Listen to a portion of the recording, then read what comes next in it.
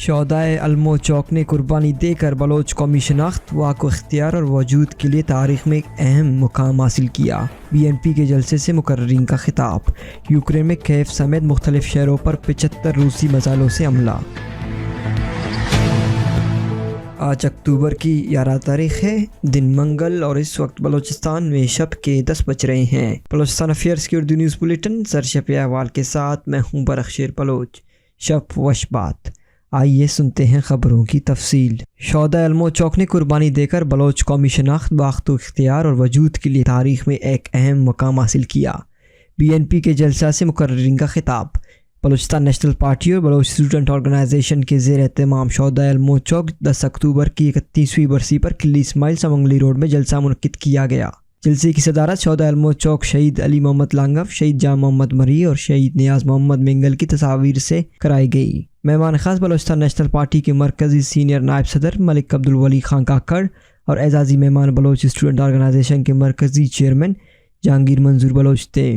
جلسے سے خطاب کرتے ہوئے بلوچستان نیشنل پارٹی کے مرکزی سینئر نائب صدر عبدالولی کاکڑ، بلوچ اسٹوڈنٹس آرگنائزیشن کے مرکزی چیئرمین جہانگیر بلوچ منظور، پارٹی کے مرکزی finance secretary, public accounts committee chairman MPA Akhtar Hussain Langove, مرکزی لیبر سیکرٹری موسیٰ بلوچ، مرکزی خواتین سیکرٹری MPA شکیلہ نوید تیوار اور دیگر نے شہدائے 10 اکتوبر کے شہداء کو زبردست انداز میں خراج عقیدت پیش کرتے ہوئے کہا کہ انہوں نے بلوچ اور بلوچستان کی قومی تاریخ کی آبیاری کے لیے اپنے جانوں کا نذرانہ پیش کیا۔ قومی تحریک میں علمو چوک کے شہداء اہمیت کے حامل ہیں، جنہوں نے اپنے جانوں کا نذرانہ دے کر کوئٹہ میں بلوچ قومی شناخت، واک و اختیار اور وجود کے لیے تاریخ میں ایک اہم مقام حاصل کیا۔ ایک ایسے وقت میں نہتے بلوچوں کو قتل و غارت کری، ظلم و ستم کا نشانہ بنایا گیا جب وہ کوئٹہ میں زرعی کالج کے قیام کے لیے پرامن جمہوری جدوجہد کے ذریعے سے ارباب اختیار اور حکمرانوں کی توجہ دلانے کے لیے بلوچ کو محکومیت پسندی سے نکالنے میں مصروف عمل تھے، لیکن انہیں نشانہ بنا کر یہ ثابت کیا گیا کہ تنگ نظر قوت بلوچ کے لیے تعلیم، ترقی، روزگار، خوشحالی اور وجود سے انکاری کی پالیسی پر گامزن ہو کر اپنی توسیع پسندانہ پالیسیوں کو فروغ دینے چاہتے ہیں۔ لیکن شہدائے 10 اکتوبر نے ان کے عزائم اور توسیع پسندانہ پالیسیوں کو ناکام بنا کر یہ ثابت کیا کہ یا فرزند سب کچھ برداشت کر سکتے ہیں، لیکن اپنے مادر وطن کی ایک انچ کی دفاع کی خاطر مر مٹنے کو اعزاز سمجھتے ہیں۔ مقررین نے کہا کہ بہت سی قوتیں آج ایک بار پھر اپنے گروہ ذاتی مفادات اور اسٹیبلشمنٹ کی جی حضوری حاصل کرنے کی خاطر BNP کے خلاف میدان میں اترے ہوئے ہیں، اپنے ماضی کرپشن اور گناہوں کو چھپانے کی ناکام کوشش کر رہے ہیں۔ ایسے عناصر اور قوتوں کو یہاں کے عوام نے 2018 کے الیکشن میں جو شکست فاش سے دوچار کیا اور انہیں اپنے مضبوط انتخابی حلقوں سے امیدوار تک نہیں مل رہے تھے۔ تربت بم دھماکہ، ایک شخص زخمی۔ پولیس ذرائع کے مطابق سلالہ بازار تربت میں گیراج میں دستی بم کے دھماکے سے سفیان مسیح ولد اسلم مسیح سکنہ گجرانوالا نامی شخص زخمی ہوا، جسے علاج کے لیے ٹیچنگ اسپتال تربت منتقل کیا گیا۔ بلوچستان کے نوجوان تعلیم و ترقی کے لیے دستیاب موقع سے فائدہ اٹھائیں، جنرل آصف غفور۔ Corps commander Balochistan lieutenant general Asif غفور نے کہا کہ نوجوان ملک کی قیمتی اثاثہ اور روشن مستقبل کے لیے ضامن ہیں۔ بلوچستان کے نوجوان تعلیم و ترقی کے لیے دستیاب مواقع سے فائدہ اٹھائیں۔ ان خیالات کے اظہار انہوں نے IGFC ساؤتھ میجر جنرل کمال انور چودھری کے امرت تربت یونیورسٹی کے دورے کے موقع پر گفتگو کرتے ہوئے کیا۔ انہوں نے کہا کہ بلوچستان کے نوجوان، خصوصاً مکران ڈویژن کے نوجوان انتہائی باصلاحیت اور محنتی ہیں۔ آپ کا کام تعلیم پر توجہ اور کامیاب ہوتے ہوئے اپنے خاندان، اپنے صوبہ اور ملک پاکستان کا مستقبل مضبوط اور روشن کرنا ہے۔ جبکہ تقریب میں موجودہ طلباء اور طلبات نے آزادانہ اپنی تعلیم، بلوچستان کے مسائل، سیکورٹی صورتحال اور سلسلے میں اپنی شکایات، محرومیہ اور مسنگ پرسن سے متعلق کور کمانڈر سے سوالات کیے۔ قلعہ سیف اللہ میں ٹریفک حادثے میں خواتین سمیت 4 افراد جاں بحق۔ کوئٹہ نیشنل ہائی وے قلعہ سیف اللہ کی حدود تنگا کے مقام پر 2 گاڑیوں میں حادثے کے نتیجے میں 2 خواتین سمیت 4 افراد جاں بحق ہو گئے۔ جاں بحق افراد کی لاشیں سول اسپتال جوب منتقل کر دیے گئے۔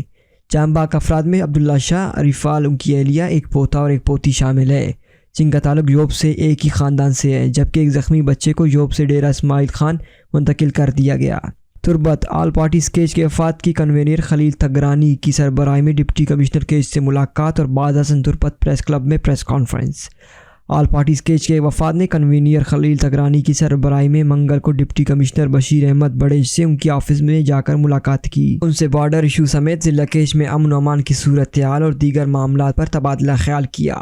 وفات میں آل پارٹیز کے سینئر رہنما نیشنل پارٹی کے ضلعی صدر مشکور انور ایڈوکیٹ فضل کریم بلوچ، BNP کے رہنما سید جان گچکی، محسن بلوچ، آل پارٹی کے ترجمان BNP عوامی کے رہنما عاد اللہ میروزئی، پیپلز پارٹی کے رہنما نواب شمبے زئی، BNP عوامی کے مرکزی رہنما خان محمد جان، جماعت اسلامی کے ضلعی امیر غلام یاسین بلوچ، غفور کٹور، تربت سول سوسائٹی کے کنوینر گلزار دوست، ڈپٹی کنوینر جمیل عمر اور دیگر شامل تھے۔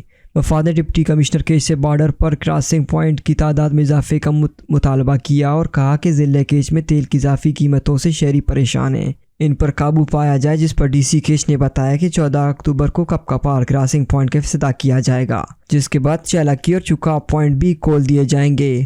انہوں نے کہا کہ کراسنگ پوائنٹ کی تعداد میں اضافے کے بعد تیل کی قیمتوں میں کمی آئے گی۔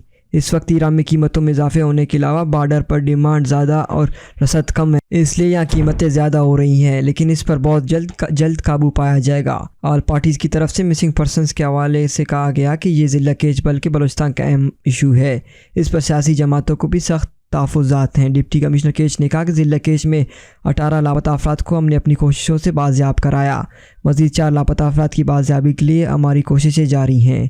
ڈپٹی کمشنر کیچ نے آل پارٹیز کے مطالبے پر کہا کہ بارڈر پر آج سے مخصوص تعداد میں راشن لانے کی اجازت ہے، اس پر آئندہ مزید کام کریں گے اور خورد و نوش کی اشیاء کی مکمل اجازت دیں گے۔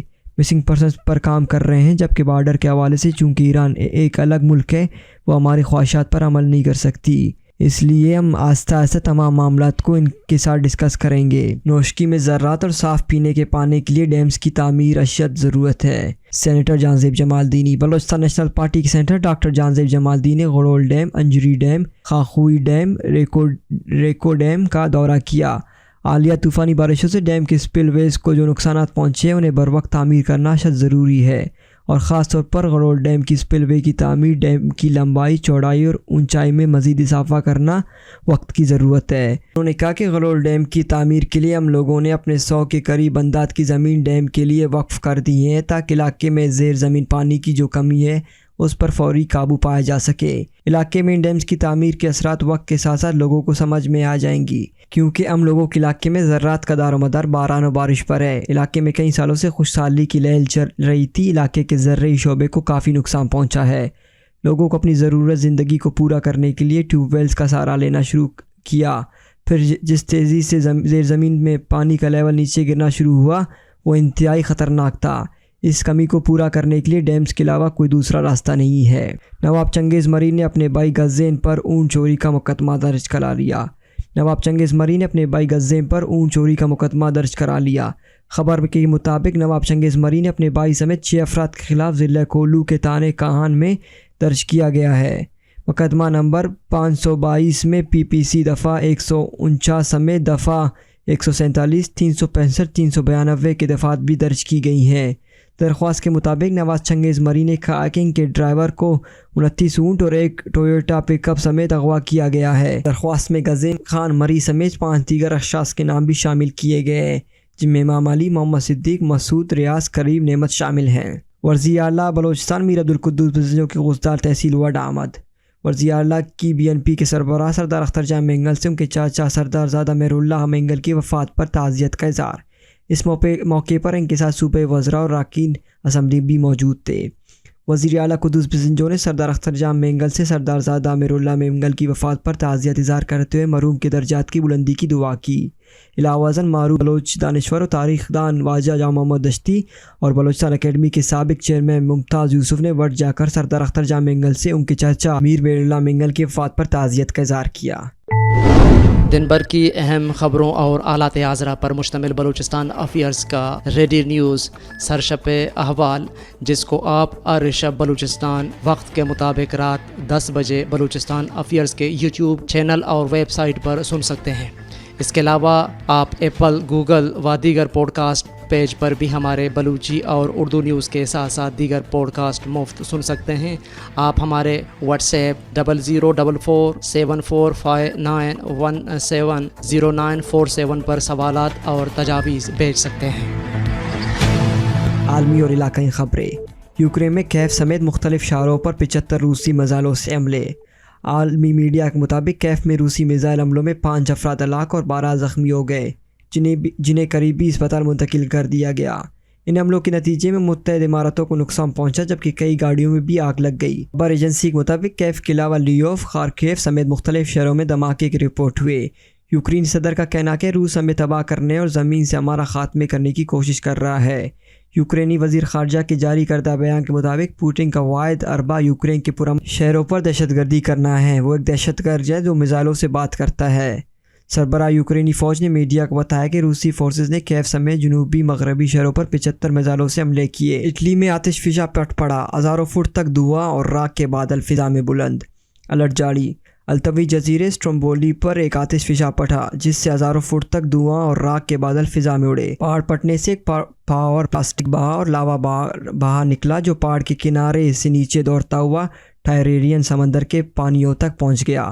سلسی کے قریب جنوبی التوی ساحل پر واقع یہ آتش فشاں مقامی وقت کے مطابق اتوار کو پٹا۔ آتش فشاں اور لاوا بہنے سے 3 منٹ تک علاقے میں زلزلے بھی ریکارڈ کیا گیا۔ یہ آتش فشاں باقاعدہ طور پر پٹنے اور لاوا بہنے سے قبل اس میں پہلا بڑا دھماکہ 29 ستمبر کو ریکارڈ کیا گیا تھا۔ حکام نے الرٹ جاری کر دیا ہے۔ اٹلی کے محکمہ شہری تحفظ نے الرٹ کو پیلے رنگ سے نارنجی کر دیا ہے اور کہا کہ آتش فشاں میں مدم توازن کی صورتحال برقرار ہے، اس لیے سخت نگرانی کی جا رہی ہے۔ اسٹرمبولی کے جزیرے سسلی کے شمال میں واقع ہے اور یہ اسٹرمبولی پہاڑ کا گھر ہے جو کہ زمین پر سب سے زیادہ فعال آتش فشاؤں میں سے ایک ہے اور یہ پچھلے 90 برس سے مسلسل پٹ رہا ہے۔ یہ پہاڑ سطح سمندر سے تقریباً 3 فٹ بلندی پر کھڑا ہے۔ اسے بحیرہ روم کا لائٹ ہاؤس بھی کہا جاتا ہے کیونکہ جزیرے کے کئی مقامات کے ساتھ ساتھ ارد گرد کے پانیوں سے بھی اس کے پھٹنے کے مناظر اکثر دیکھا جا سکتا ہے۔